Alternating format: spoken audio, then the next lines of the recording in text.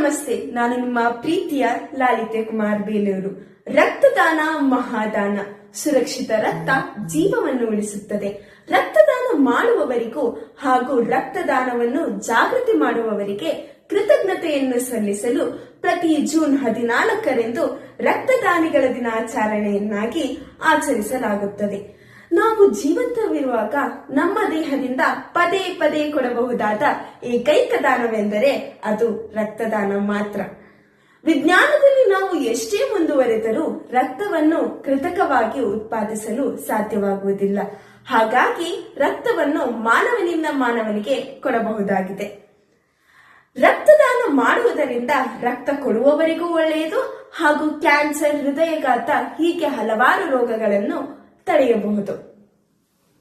ರಕ್ತದಾನ ಮಾಡಿ ಮತ್ತೊಬ್ಬರ ಜೀವವನ್ನು ಉಳಿಸಿ ಇನ್ನೊಬ್ಬರ ಜೀವನದಲ್ಲಿ ಬೆಳಕಾಗಿ.